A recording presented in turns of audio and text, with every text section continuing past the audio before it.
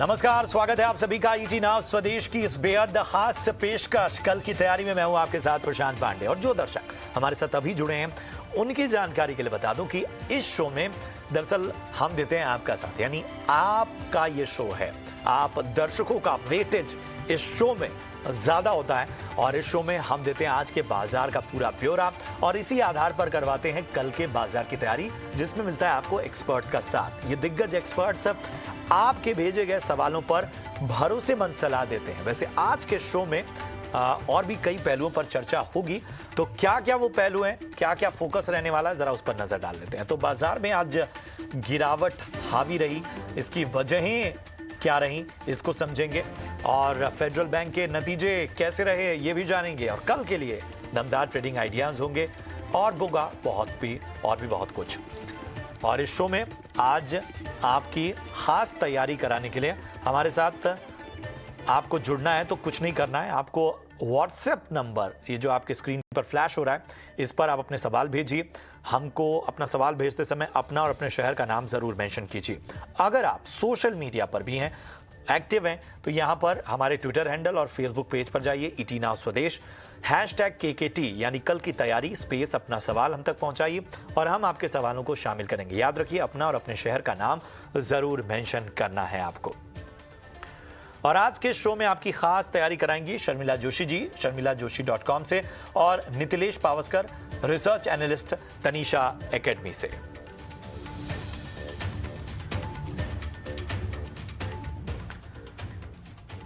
और आज बाजार की अगर हम बात कर लें तो बाजार एक बार फिर गिरावट के साथ बंद हुए, जहां क्लोजिंग के दौरान निफ्टी 62 अंक गिरकर 17,895 पर बंद हुआ, तो वहीं सेंसेक्स में भी गिरावट हावी रही। लेकिन बाजार में गिरावट के बीच मिड कैप और पीएसयू बैंक के शेयरों में तेजी देखी गई।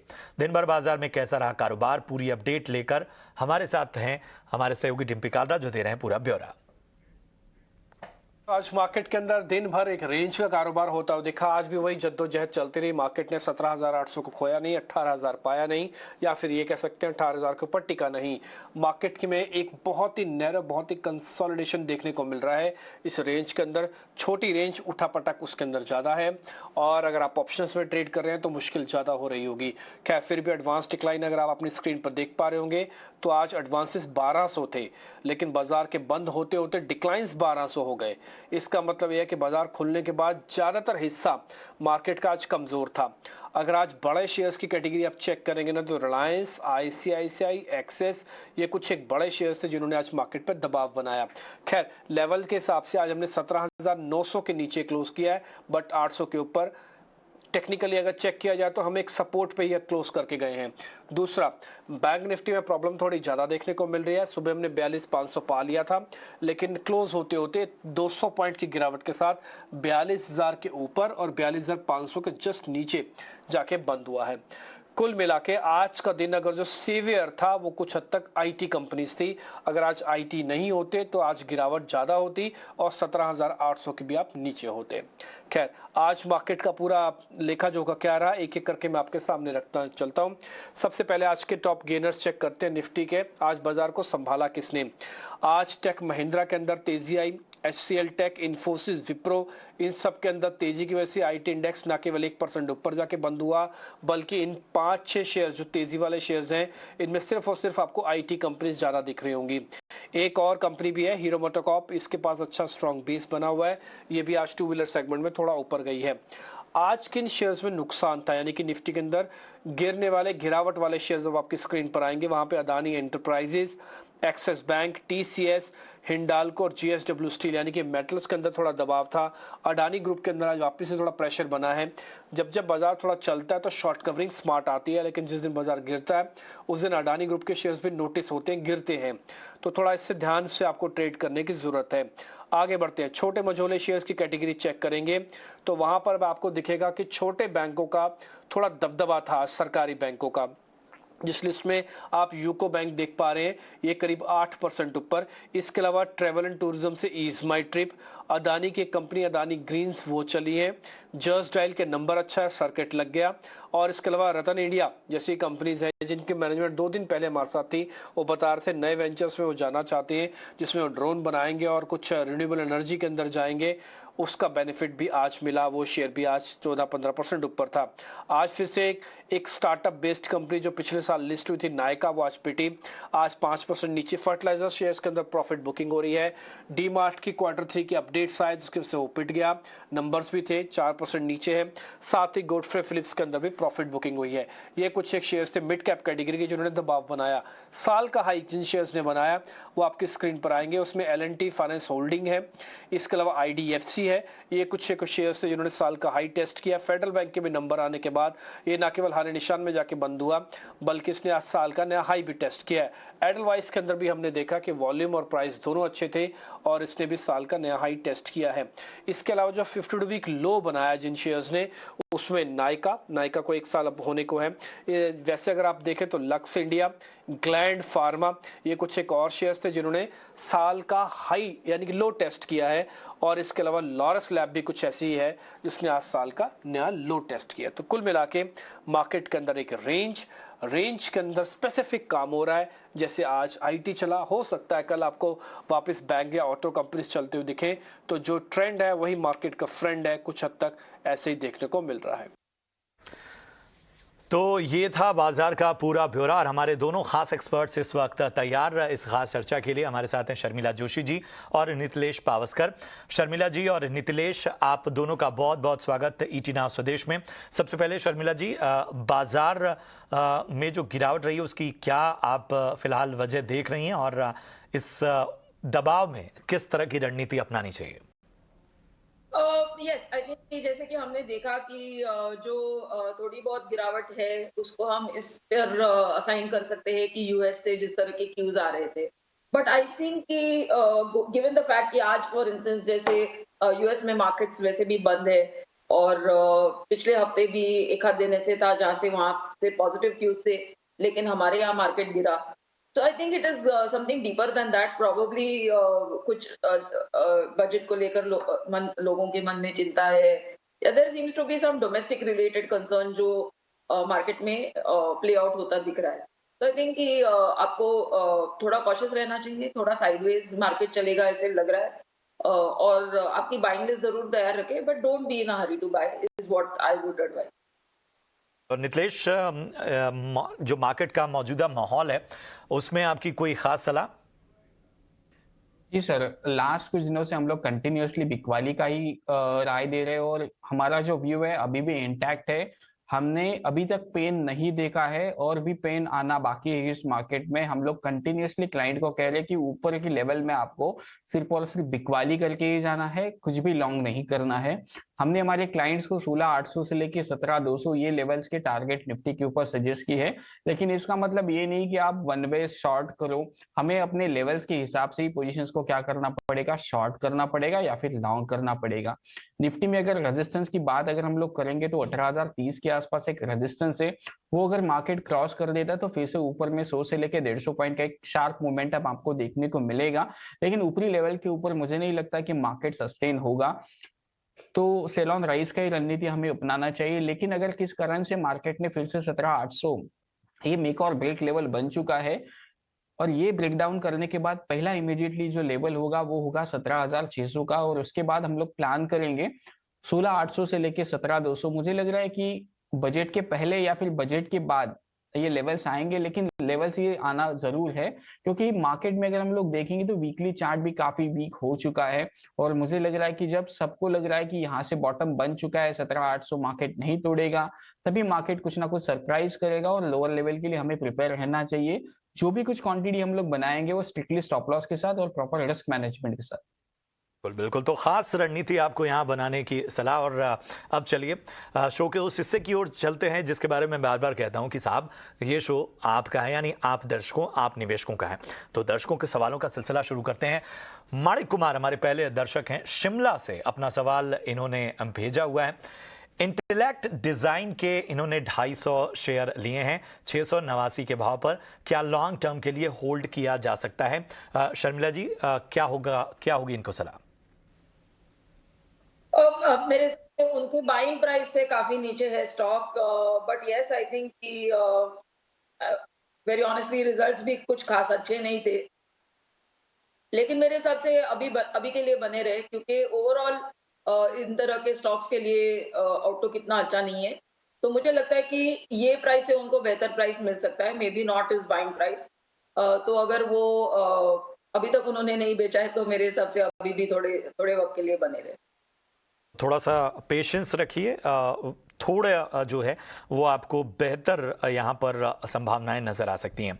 हमारे जो अगले दर्शक हैं उनका नाम है अशोक, पुणे से हैं और इन्होंने विप्रो के 100 शेयर लिए हुए हैं 512 रुपए के भाव पे। आगे क्या करना चाहिए सलाह मांग रहे हैं। नितलेश, क्या कहेंगे आप? देखो, लास्ट कुछ दिनों से मैं कंटिन्यूअसली बोल रहा हूँ कि आईटी सेक्टर मुझे इतना वीक नहीं लग रहा है। विप्रो में मैंने क्लाइंट्स को खरीदारी की राय दी है, तो आप विप्रो में बने रह सकते। 385 रुपीज का स्ट्रिक्टली स्टॉप लॉस लगा ले। अगर ये काउंटर 407 रुपए का लेवल अगर ये ब्रेकआउट कर देगा तो एक मुझे लग रहा है 8 से 10% का एक उछाल आपको देखने को मिल सकता है। एक बार ये काउंटर अगर 450 के आसपास चला जाता है तो एक बार फिर से रिव्यू करे, कोई एनालिस्ट होगा तो उनसे एक बार पूछ ले, क्योंकि मुझे लग रहा है जितना आईटी में पेन होना था वो हो चुका है। और जो पेन आएगा अभी वो ऑटो सेक्टर में पेन आएगा। जितना आईटी में झेल लिया उतना हो चुका है। तो स्ट्रिक्टली स्टॉप लॉस 385 के साथ आप बने रह सकते हैं। अगर निचले लेवल पे आईटी अगर मिलता है, स्पेशली विप्रो का काउंटर 280 या फिर 300 के आसपास, अगर कुछ बड़ा रिसेशन या फिर कुछ फियर होता है तो आप डेफिनेटली वहां पे क्या करें, विप्रो में बाइंग करें। तो यहाँ पर आपको खास सलाह मिलती हुई। अगले जो हमारे दर्शक हैं उनका नाम है दिनेश, भोपाल से हैं।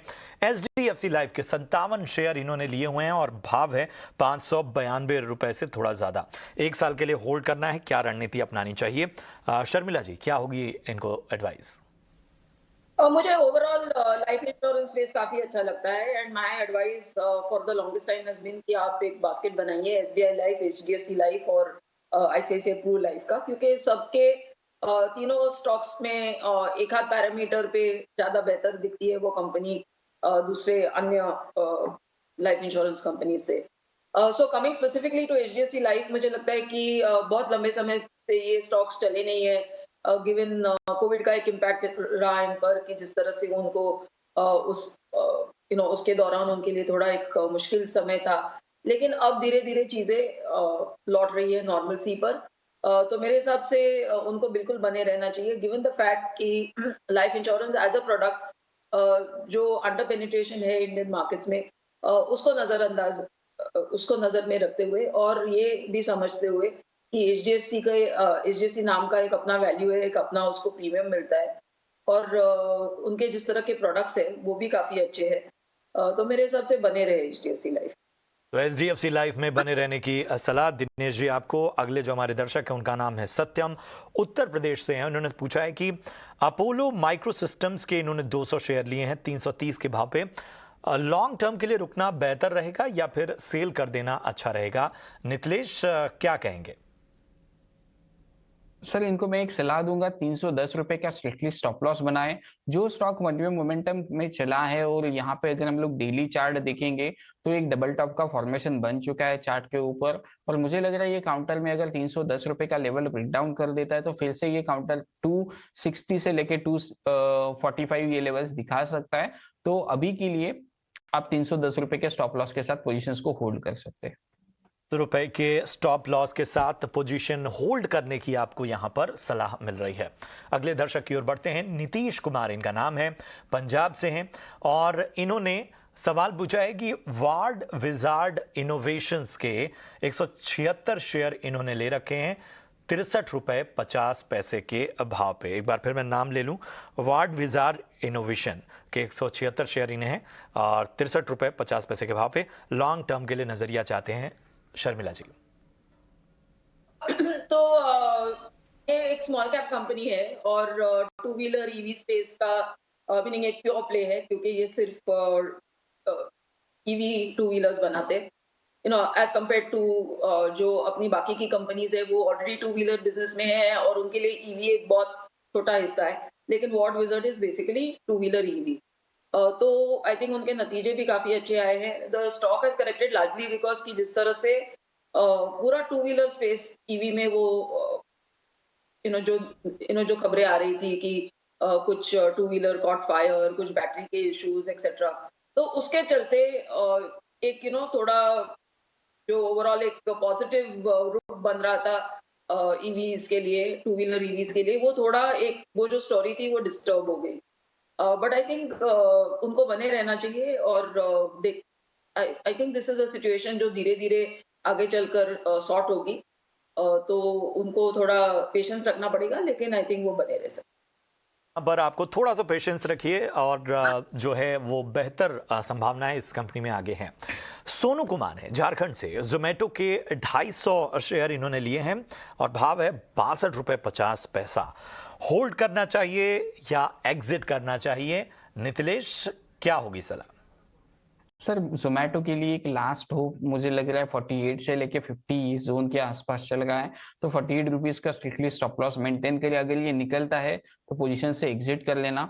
इसमें फ्रेश थोड़ा सा मोमेंटम मैं कहता हूँ, अगर ये 57 रुपीज को क्रॉस करेगा तो शायद ये आपको एग्जिट का भाव दिखाएगा, और अगर ये काउंटर फिर से 60 के ऊपर सस्टेन होता है तो 57 रुपीज का स्टॉप लॉस लगा ले और पोजीशंस को भूल जाए। तो यहाँ पे आपको थोड़ा सा खास जो है वो स्ट्रेटजी अपनानी होगी, जैसा नितिलेश ने आपको बताया। बढ़ते आगे, मुकेश पटेल हमारे अगले दर्शक गुजरात से, इन्होंने अपना सवाल पूछा है। यूनी पार्ट्स इंडिया के 25 शेयर ले रखे हैं और भाव है 577 का। होल्ड करें या सेल करें, क्या होगी advice Sharmila ji? Very honestly I don't. जी जी, नितिलेश आप जवाब देना चाहेंगे?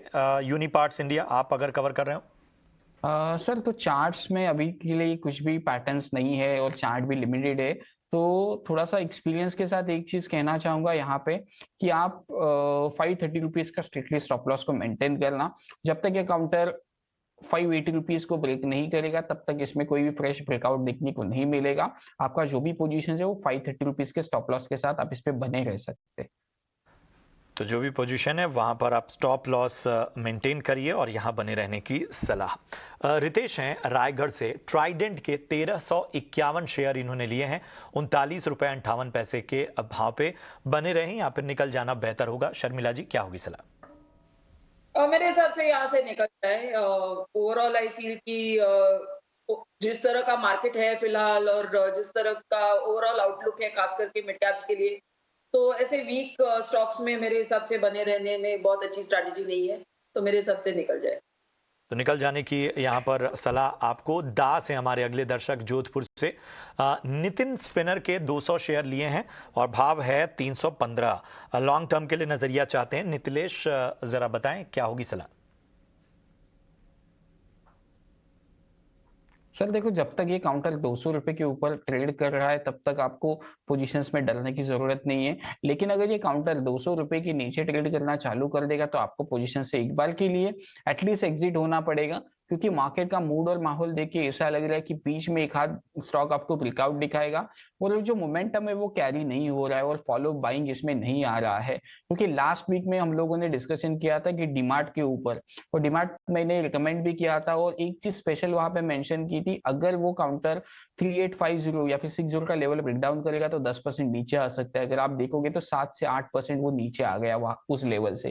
तो आपको क्या देखना पड़ेगा, आपका एग्जिट का लेवल कौन सा है हो। तो मुझे एक चीज कहनी होगी यहाँ पे, 200 रुपए का स्ट्रिक्टली स्टॉप लॉस। जब तक ये काउंटर 235 के ऊपर ट्रेड नहीं करेगा तब इसमें फ्रेश अपसाइड मोमेंटम देखने को नहीं मिलेगी। बिल्कुल बिल्कुल, तो यहाँ पर आपको खास स्ट्रेटजी अपनानी होगी। और अगले जो हमारे दर्शक हैं उनका नाम है निशांत, और निशांत का सवाल जो है वो है गार्डन रिच के, इन्होंने 115 शेयर लिए हैं, 549 के भाव पे बने रहना चाहिए या फिर निकल जाना चाहिए? उन्होंने अपनी ओर से जो टारगेट रखा है 650 का, ये टारगेट के लिए कितना वेट करना होगा शर्मिला जी? नतीजे अच्छे हैं मेरे हिसाब से, ये लेवल से उनको ऊपर के लेवल्स मिल सकते हैं। 650 कहना मुश्किल है, लेकिन गिवन द फैक्ट कि we are not very far from the budget और जिस तरह के सेक्टर में ये कंपनी है, उनको फिलहाल के लिए तो बने रहना चाहिए। तो आपको बने रहने की सलाह यहाँ पर। और चलिए, दर्शकों के सवालों का जो सिलसिला है वो यहीं हम रोकते हैं और अब जरा कुछ और खबरों पर फोकस करते हैं। फेडरल बैंक ने तीसरी तिमाही में अनुमान से बेहतर नतीजे जारी किए हैं। नतीजों पर ज्यादा ब्यौरा दे रहे हैं हमारे सहयोगी हर्ष। जी हाँ, तो फेडरल बैंक ने अपने Q3 FY23 के आंकड़े निकाले और जो नेट इंटरेस्ट इनकम है वो 1957 करोड़ पे आया है। स्ट्रीट एक्सपेक्ट कर रहा था कि अराउंड 1850 करोड़ पे आएगा। तो एक 100 करोड़ एक्सेस आया है एनआईआई में, जो कि अप है 27% ईयर ऑन ईयर बेसिस पे। जब ऑपरेटिंग प्रॉफिट की बात करें वो भी अराउंड 75-80 ऑड करोड़ से ज़्यादा आया है, 1275 करोड़ पे वो नंबर आया है, 40% ईयर ऑन ईयर ग्रोथ दिखा है। और प्रोविजंस का number slightly lesser than expected आया है, प्रोविजंस का नंबर अराउंड 200 करोड़ के आसपास आया है, जो कि 26% लोअर है जब मैं क्वार्टर ऑन क्वार्टर बेसिस पे वो नंबर को कंपेयर करूँ। और प्रॉफिट आफ्टर टैक्स उसके वजह से अराउंड स्ट्रीट के एस्टिमेट से 100 करोड़ ज़्यादा आया है। स्ट्रीट पेंसिल कर रहा था 700 करोड़ का पैट, आया है 804 करोड़ का पैट, जो कि एक 55% ग्रोथ है ईयर ऑन ईयर बेसिस पे। जीएनपीएस और एनएनपीएस लार्जली फ्लैट रहे हैं क्वार्टर ऑन क्वार्टर, पर slight quarter on quarter improvement बताया है दोनों ने। जीएनपीएस 0.03% से इम्प्रूव हुए और एनएनपीएस 0.05% से इम्प्रूव होते हुए। और जो आरओए ऑफ द बैंक है, क्योंकि प्रॉफिटेबिलिटी सर्ज हुआ है, आरओए 1.3% पे और निम 3.5% पे। अब ये काफ़ी सालों से ऐसा निम दिखा नहीं है फेडरल बैंक से, काफ़ी स्ट्रॉन्ग नतीजे फेडरल बैंक के। तो बिल्कुल, तो ये है फेडरल बैंक के नतीजों का पूरा ब्यौरा। और चलिए अब आपके खास सेगमेंट की बारी वीआईपी शेयर्स पर करते हैं चर्चा।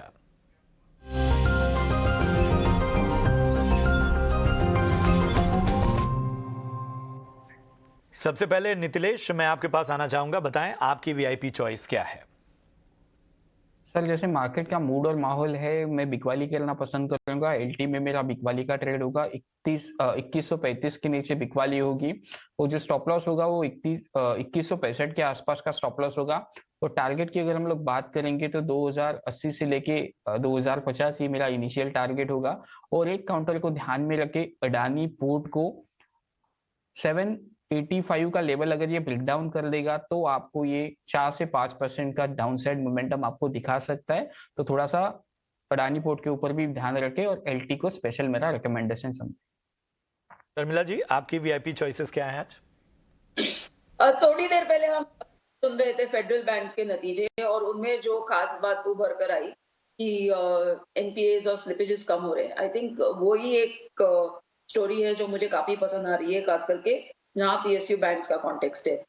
बिकॉज आई थिंक हम देख रहे हैं कि private banks are going through some sort of turmoil, क्योंकि लोगों को लग रहा है कि क्या क्रेडिट ग्रोथ इस साल जिस तरह से उम्मीद कर रहे हैं वो आएगी कि नहीं, किस तरह के प्रेशर रहेंगे उनके निम्स एक्सेट्रा पर। लेकिन जहां तक पीएसयू बैंक्स का सवाल है, वहां पर ये बहुत अच्छी तरह से सामने आ रही है ये चीजें कि जिस तरह से स्लिपेज हो रही है वो कम हो रहे हैं, और बाकी का जो उनका the revenue side of the business is growing faster than the slippages. जो पहले के अगर आप 3-4 क्वार्टर पहले खोल के देखें तो स्लिपेजेस ओवरटेक कर रहे थे और वो सिचुएशन बहुत अच्छी नहीं थी। तो इन सब चीजों को ध्यान में रखते हुए आई एम रिकमेंडिंग पीएनबी। यहाँ पर हम देख रहे हैं कि नंबर्स आर इम्प्रूविंग, और मुझे लगता है कि given their size and given the fact कि वो एक मुश्किल समय से बाहर निकलते हुए अब दिख रहे, you can by this stock with a long term target of 65। तो यहाँ पर पीएनबी में आपको कमाई के मौके बनेंगे। बहुत बहुत शुक्रिया करेंगे शर्मिला जी, और इसके साथ ही नितिलेश आपका हमारे शो में जुड़ने के लिए और दर्शकों के सवाल पर भरोसेमंद सलाह देने के लिए और कहाँ कहाँ कमाई के मौके बन रहे हैं उसके बारे में जानकारी देने के लिए। बहरहाल इस शो में इतना ही, दीजिए इजाजत। आप देखते रहिए ईटी नाउ स्वदेश। नमस्कार।